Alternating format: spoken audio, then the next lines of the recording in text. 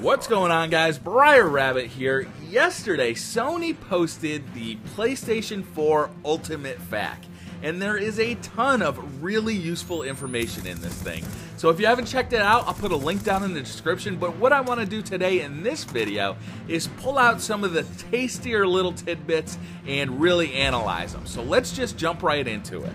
So the FAQ starts off with some pretty basic information. Obviously, we know the console's coming out on November 15th. We know it's going to cost $400, but then they list off what's going to be inside the box, and I found that to be fairly exciting. Obviously, there is going to be a PlayStation 4 inside the box. There's going to be a DualShock 4 wireless controller, a micro USB cable for charging the DualShock 4, a mono headset for voice chat, a power cable, and an HDMI cable, which is really nice. That's not something that Sony has done in the past. With the PS3, they've often left you on your own to buy a HDMI cable and only included, I think it was composite cables. So this is nice that they're including the HDMI cable. I believe they're probably doing this because that's the only way to hook up a PlayStation 4. There are no analog out options for the PlayStation 4. Sony goes on to talk about some of the first-party software that will be available at launch, and the first-party stuff is looking pretty good. There's not a whole lot to it though. Flower, Killzone, Shadowfall, Knack, Resogun, and Soundshapes. Killzone and Knack, I'm looking forward to both of those. Killzone, I've said in the past, you know, I haven't been a huge fan of the previous games. Knack, actually, I've heard is getting some pretty decent first impressions, so hopefully that'll be good, and hopefully the kids will like it. Third-party titles, these are mostly going to be available for the Xbox One, as well as the Xbox 360 and the PlayStation 3, so not a whole lot to really look forward to here if you've already got them for previous generation console. I'm really looking forward to Call of Duty Ghosts, obviously. Assassin's Creed Black Flag, I am going to wait for the PlayStation 4 to play that. Battlefield 4, same deal.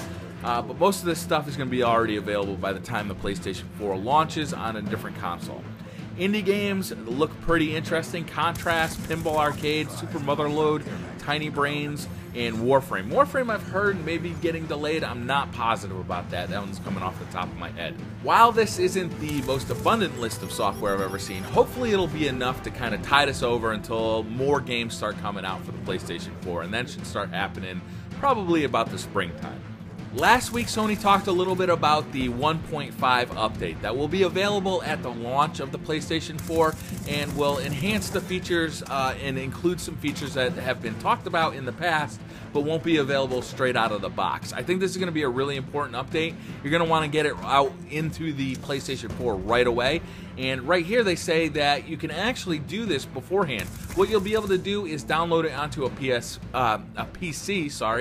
and put it on a USB stick, and then you can just install that USB stick into your PlayStation 4, download it off of the USB stick, and install it that way. So that should cut down on some of the waiting you have to do. Once you bring home that PlayStation 4, get it all hooked up, you'll be able to update it off of that USB stick. That should be much faster than having to download it off the internet at that time. There's going to be a lot of people trying to do that at the time too, so I thought this was a pretty good tip here. Next up, they have a list of all the compatible peripherals. So these are old PS3 peripherals and commercially available products that will be available with the PS4, and I put a big pink arrow to the thing I'm most excited about. Included with software update version 1.5, you will be able to use a USB headset for chat compatibility. So this is great news. This comes right from their FAQ. This confirms that we will be able to use our old headsets that use USB for chat on the PS4 at launch. I was really excited to see this, so I figured I'd point it out. There was some bad news about stuff that wouldn't be ready at launch, and here we see it. You won't be able to share your controller via the internet to assist a friend. That's not something I was really too interested in. Suspend resume mode, that's a little more important. Wireless stereo headset support will not be available at launch. That sucks. You know, if you have the Pulse wired stereo headset or the Pulse wireless stereo headset, neither one of those will work, and that's a bummer because those are Sony first-party products. You'd think they'd make that a priority to make them work for the PlayStation 4.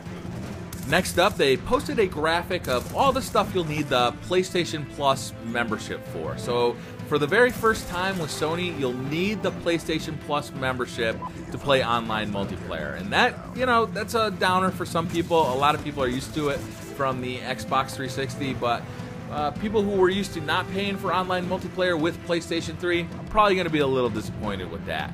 Automatic game patch downloads is free. Online game saves, that's going to need you to get a PlayStation Plus membership. Automatic trophy sync is free. Automatic system software download is free. And then for content services, instant game collection, that is required to have a membership. Exclusive membership required, discounts membership required, and game trials will not be offered at the PlayStation 4 launch. So that stinks. There's not going to be any free game trials. That's a downer. I didn't even realize that until I read it. The next thing I want to talk about was buried. It was way down at the bottom of the FAQ. It was the very last thing they talked about in this FAQ. And the question was, does PS4 support external HDMI-based game capture devices? And the answer is no, not at launch. PS4 will allow the use of external HDMI-based capture devices following an upcoming system software update. They don't list 1.5 like they did for USB support.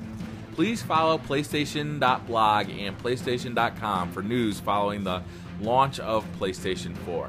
So this was a major disappointment for me. I would love to be able to record gameplay off the PlayStation 4 and post it on YouTube or use it in ways, however which way I want to use it, right at launch. Now, you are still going to be able to record gameplay off of PlayStation 4 using the built-in video recorder that comes with the PlayStation 4. I do not believe there's any way to get it on YouTube. There probably is going to be a way to get it on YouTube, right? You're probably going to be able to, record it to Twitch, maybe take it off of Twitch.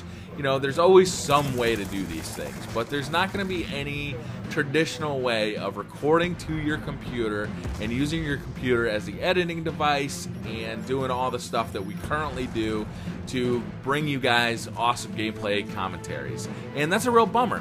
They also talk about voice over the gameplay, and they said that you will not be able to record voice overs. You will be able to record while you are playing, so if you do like live commentaries, you can do that, but you can't do like a commentary after the fact. You can't talk about something besides what you're doing. And that's a bummer too. That's something that's obviously super popular on YouTube. It's something that I do almost every day, and I was disappointed to see that. So hopefully Sony will get right on this and let us record HDMI, let us record off of that HDMI. I was really surprised when they said that the PlayStation 4 wouldn't be capable of doing this, and then they reversed their decision when the Xbox One did, and I'm kind of really impatient about getting this feature updated. Obviously, this is something that I really enjoy doing, so I'd really like Sony to, make this a valid way of using the PlayStation 4. I will be using the Twitch stuff, the Ustream stuff. I'm sure there'll be ways to get that off of Twitch, off of Ustream, onto my computer so I can edit it and do all the fancy stuff that I do on my computer to make it look really nice and to get my sound on top of it. But at this time, there's no direct support for HDMI recording, and that's a bummer. So HDCP is still going to be there. The last thing I want to talk about is remote play, and this one basically has been flying completely under my radar. So I know that this feature was kind of in place with the PS3 and the PSP, but it seems like it's going to be a lot more fleshed out with the PS4 and the PS Vita. So it was something I completely ignored in the last generation. It just never really worked that well. It was never that useful. But now being able to use my PS Vita as a screen and controller for my PS4, that seems cool. Playing a little bit of Call of Duty Ghosts while I'm sitting in bed, or watching TV downstairs, or doing anything else, that seems awesome. It's really only going to work over Wi-Fi on your home network. You can't use 3G, so there are some limitations to it. But if this thing works, I'm pretty excited about it. This is a really cool technology that I can immediately see uses in my life for.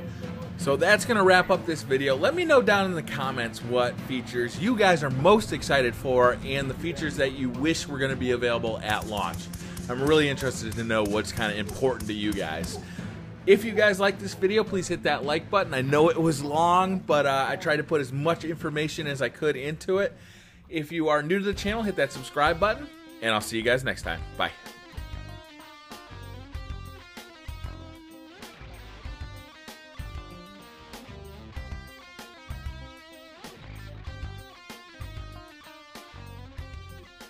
Peter Piper picked a peck of pickled peppers.